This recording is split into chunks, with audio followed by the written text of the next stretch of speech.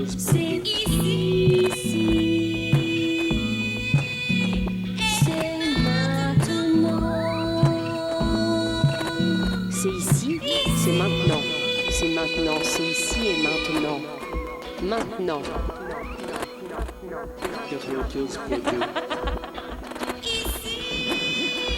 C'est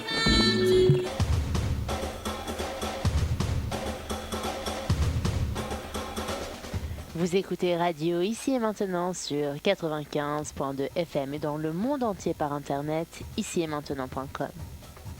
L'humeur du temps présentée par David Abbassi, écrivain et historien, tous les lundis et chaque dernier samedi du mois dès 23h. Vous avez la parole pour vous exprimer et poser vos questions en composant le 08 92 23 95 20. 08 92 23 95 20.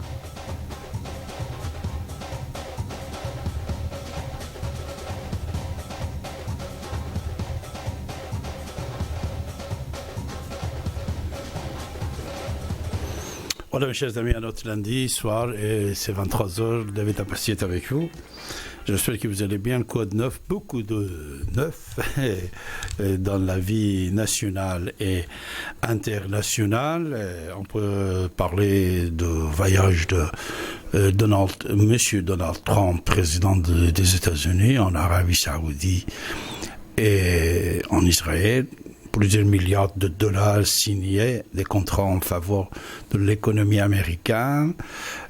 Voyage historique en Israël, quel accueil chaleureux et la visite sans l'autorité israélienne du mur de Jérusalem. Et comme vous le savez, il est déjà informé le monde entier que l'Amérique va transférer son capitale de Tel Aviv à Jérusalem. Et en France, c'est législative qui s'approche. Et voilà, acte inaugural de quinquennat du président Macron, la loi de moralisation de la vie publique devrait être dévoilée, soi-disant, avant les législatives. Comme vous le savez, on fait de cette réforme la condition de son ralliement à Emmanuel Macron. François Bayrou devrait très prochainement défendre le texte au Parlement. C'est pour ça qu'il a commencé à travailler, Bayrou, aujourd'hui même, une série de consultations concernant, bien sûr, plusieurs personnes ont passé le VAR, plusieurs propositions, et le projet de loi devrait comprendre 5 éléments, 5 mesures, soi-disant, à commencer par l'interdiction pour tout élu ou ministre d'employer un membre de sa famille. Le problème que François Fillon avait juste au moment des élections présidentielles. L'interdiction fait d'exercer des activités de conseil parallèlement à son mandat. C'est-à-dire, ça aussi, ça concernait François Fillon. Voilà. Autre mesure rendent impossible peut-être embaucher la famille, les membres de la famille, c'est positif ou négatif, ça c'est à discuter. Mais il y en a autre chose aussi, que l'indemnité des frais de mandat des parlementaires, qui est environ 5 400 €, va être imposable. C'est-à-dire, il va être imposable cet revenu, soi-disant. Ce projet de loi va exiger que seuls les candidats n'ayant pas été, c'est très important, ça c'est très important, condamnés pour corruption se présente aux élections législatives. Et enfin, interdire le fait de plus de 3 mandats identiques et successifs. Ce sont les 5 éléments assez importants qui gardent ceux à la mission de créer les lois et améliorer un peu l'ambiance nationale du peuple français envers ses élus.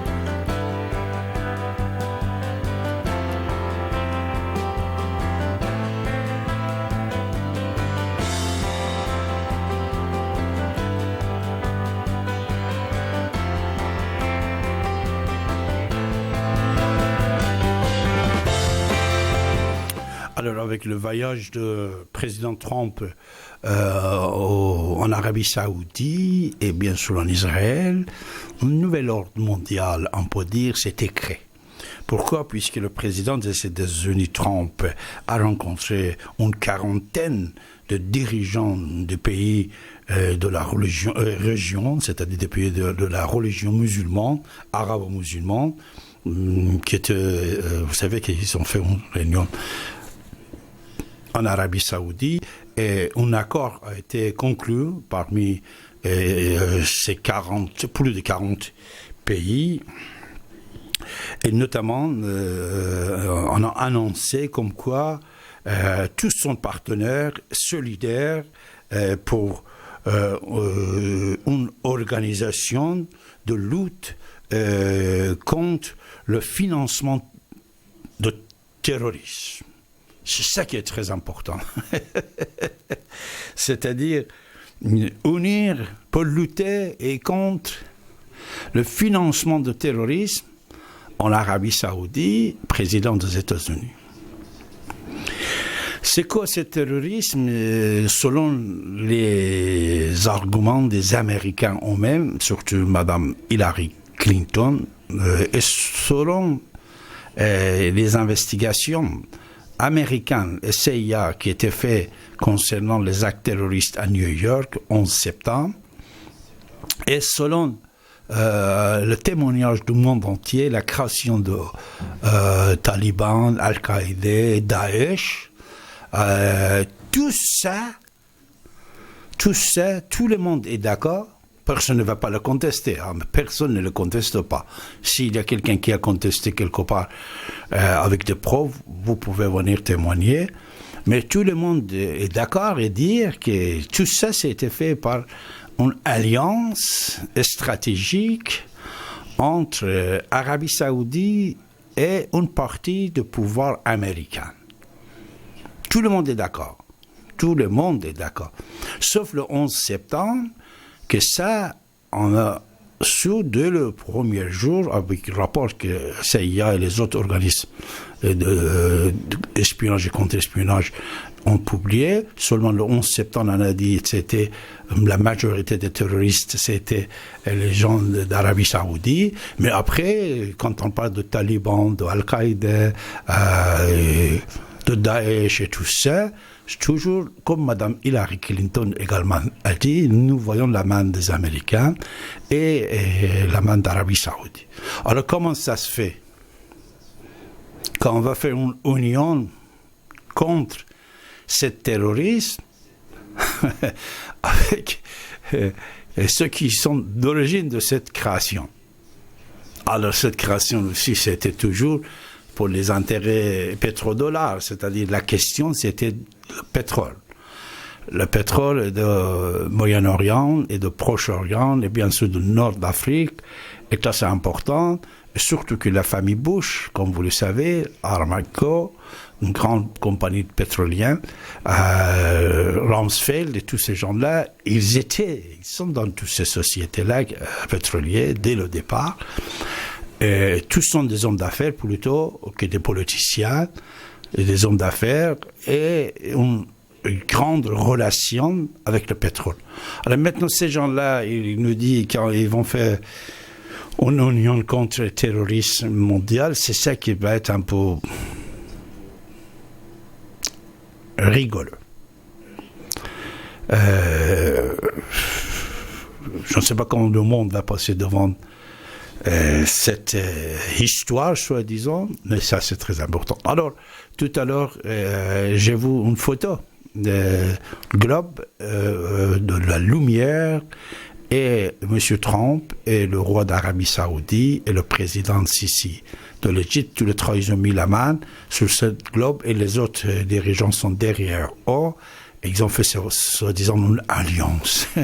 Voilà, on peut dire une alliance pour ça. Mais ce qui est très important, c'est le chiffre.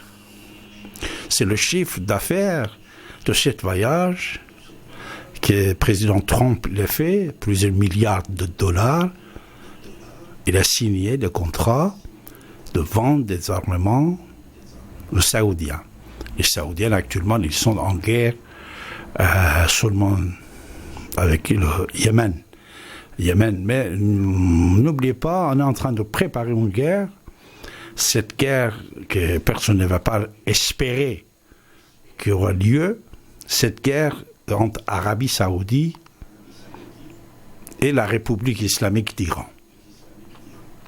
Quand vous écoutez les informations en plusieurs langues, vous allez voir que cette tension est très très forte. Tension de la guerre.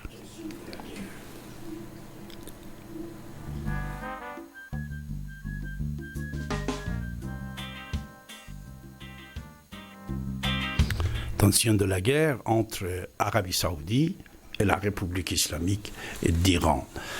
Chaque jour, dans les deux médias, c'est-à-dire deux pays, les médias des deux pays, nous constatons des propos très violents, guerriers, etc. Même Hassan Rouhani, après 48 heures de son victoire, il a annoncé qu'il va faire face à cette union, c'est-à-dire les Américains et les Saoudiens qui ont soutenu Hassan Rouhani. Et ils avaient beaucoup d'espoir. Mais vous voyez, le régime, c'est le régime.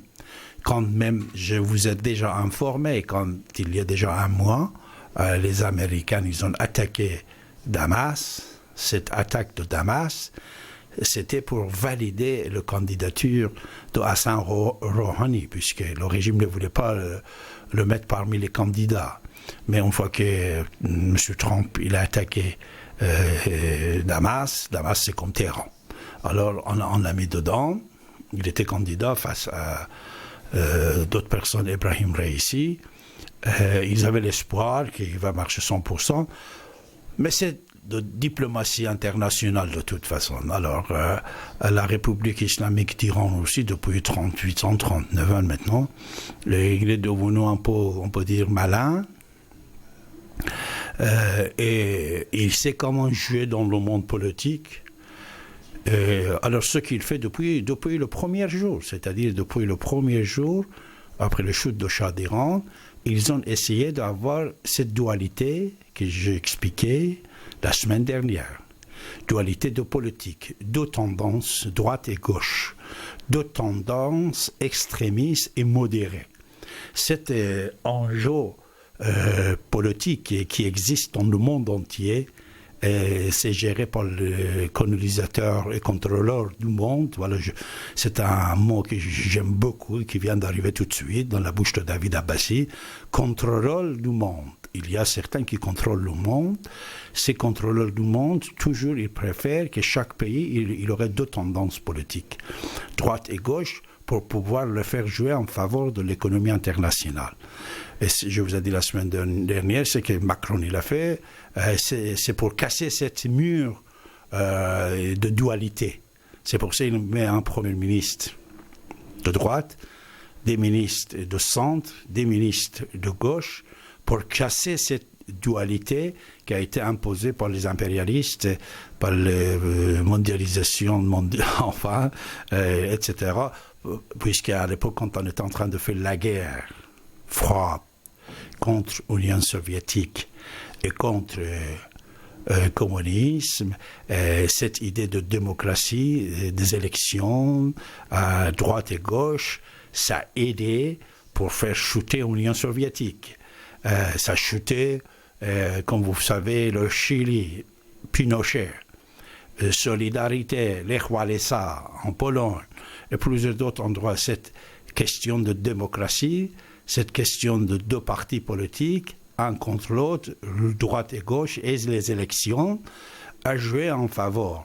Alors, Macron, c'est vrai que c'est depuis un an que vous le voyez sur la scène politique, mais depuis des années, il avait formé un groupe, une équipe en faveur de la République, c'est-à-dire, comme vous voyez, la République en marche, en faveur de la République, et la France prend de la sagesse mondiale qu'il avait depuis toujours, sans être à la main de droite ou gauche, que cette droite ou gauche toujours s'était manipulée, on peut dire, par les autres aussi. Hein. Alors cette dualité qui existe partout, la République islamique d'Iran, dès le départ, il a pris en main. C'est-à-dire, c'est lui-même qu'il fabriquait chaque fois de tendance. Son premier président de la République, c'était M. Bani Sadr, qui est réfugié en France ici. M. Bani Sadr, à l'époque, premier président de la République, il est soi-disant modéré, très démocrate, il faisait même des débats très démocratiques à la radio, à la télévision et tout ça. Et en face de lui, vous aviez les ayatollahs, les fanatiques et les intégristes. Mais seulement c'était le seul président qui n'a pas entré dans le jeu de la République islamique d'Iran de rester dans le pouvoir pour jouer comme un acteur le rôle d'un président modéré pour sauvegarder la dictature de la religion. C'est pour ça qu'il a quitté le pouvoir, il a pris la fuite, il est venu à Paris, il est réfugié politique à Paris depuis 1983. C'était le seul président, après la révolution islamique en Iran, qui n'a pas marché avec le régime dans le jeu et dans le pièce et dans le scénario de jouer le policier mauvais, policier bien, le positif et le négatif, le droite et le gauche, l'intégriste et le modernisateur. Après lui, c'était le président Ali Khamenei, le guide spirituel actuellement, qui était le président, et Khomeini même, il était intégriste, soi-disant. Il y avait des conflits entre les deux, trois actes. Quand Khomeini il est mort, ça continue avec Rafsanjani. Pendant que Rafsanjani, 2 fois, il était président, c'était un peu calme, il n'y avait pas une opposition très très forte, mais juste après lui que Khatami est arrivé, avec Khatami, encore cette dualité, République islamique d'Iran, ça jouait. C'est-à-dire, lui, il était le bon, l'autre côté, c'était le mauvais. On arrivait jusqu'à l'arrivée d'Ahmadinejad. Quand on a ramené Ahmadinejad aussi, on a ramené un mauvais, un dur, un con, pour écraser, et l'autre côté, les gens qui étaient partisans de modernisation du pays, soi-disant. Ahmadinejad, ça se termine. Après, c'était Rouhani, et maintenant aussi c'est Rouhani. Ce qu'ils ont joué pendant 39 ans, c'était quoi? Toujours, ils présentaient, toujours, c'était comme ça, 11 élections présidentielles en Iran, c'était exactement comme je viens de vous dire. 11 fois, toujours, ils ont joué le jeu. Ils ont mis 2 candidats officiels. Un mauvais, criminel, réactionnaire, et l'autre, gentil, souriant, moderne, etc. Soi-disant, non. Mais tout ça, c'était le régime. Et c'est comme ça que les gens, ils ont eu peur. Ils ont dit, alors, quand on va choisir entre pire et mauvais, on va choisir un des deux quand même. On est obligé. Pour ne pas tomber dans le piège d'Ahmadinejad, ils ont choisi Rouhani. Cette fois-ci, pour ne pas tomber dans le piège de Reissi, qui était un procureur de la République, qui avait exécuté plusieurs personnes sous l'ordre de Rouhani, sous l'ordre de Rafsanjani Ramni et les autres, ils ont voté en faveur de Rouhani. Cette dualité, ça sert les intérêts de la République islamique d'Iran. Mais de l'autre côté, ça sert aussi les intérêts financiers de l'Occident. Parce que l'Occident, il veut bien que quand il veut signer avec quelqu'un, c'est quelqu'un ne soit pas un criminel, soi-disant. Le peuple dit « Ah, c'est mieux que l'autre ». Ça arrange tout le monde. Ça arrange tout le monde. Alors, comme histoire de M. Trump, n'oubliez pas, si M. Trump il a signé plusieurs milliards de dollars aujourd'hui, hier, avec les Saoudiens, il est allé voir en Israël les Israéliens. Doman aussi, il va signer avec l'Iran. Doman aussi, il va signer, mais pas directement, par l'intermédiaire de certains pays, comme ils ont fait depuis 39 ans, comme ils ont fait à l'époque quand il y avait la guerre Irano-Irak. Quand il y avait la guerre Irano-Irak, c'est l'Israël qui achetait tous les armements américains pour l'Iran. Après, par l'intermédiaire de la Turquie et Pakistan, ramené en Iran.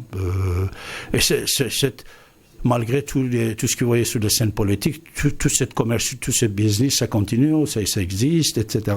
Mais seulement il y a une face cachée, qu'on ne le voit pas, et une face qu'on le voit. Voilà, c'est une petite anecdote, on peut dire, de ce voyage, de ces informations internationales que vous pouvez constater. N'oubliez pas, M. Trump, sans aucun doute, il est un bon vendeur pour le monde entier. Mais pour les Américains aussi, il faut avoir un méchant pour pouvoir vendre les armements à l'autre. Voilà, l'autre il est méchant, il va faire la guerre avec toi. Tiens, tu achètes ça, pour pouvoir faire face à ce monsieur, à ce pays qui est tellement méchant. Mes chers amis, vous écoutez votre radio ici maintenant sur 95.2 FM. Je veux vous informer que, comme d'habitude, toujours vous avez la parole. Vous pouvez intervenir en composant le 08 92 23 95 20. On est là pour vous écouter également. Et permettez-moi de vous remercier, puisque c'était hier, le 21 mai, il y avait un salon de livres, 10e salon de livres de la LICRA, que David Abbassi était présent. J'ai présenté mon dernier livre et quelques sujets tabous sur l'islam. Alors, une partie des visiteurs qui sont venus même avant l'heure, même avant 14 heures, ils étaient là. C'était nos amis de la radio ici maintenant, que je dis nos amis, auditeurs, auditrices, c'était présent. Je vous remercie beaucoup. Vous étiez une vingtaine de personnes que vous étiez passés hier nous voir là-bas. Je vous remercie de votre passage. J'étais très touché, permettez-moi de vous dire, et je vous remercie beaucoup, sincèrement, de fond de mon cœur. C'était très aimable de votre part. Voilà. Je vous remercie beaucoup. Et maintenant, vous avez la parole, comme d'habitude et comme toujours, mes chers amis.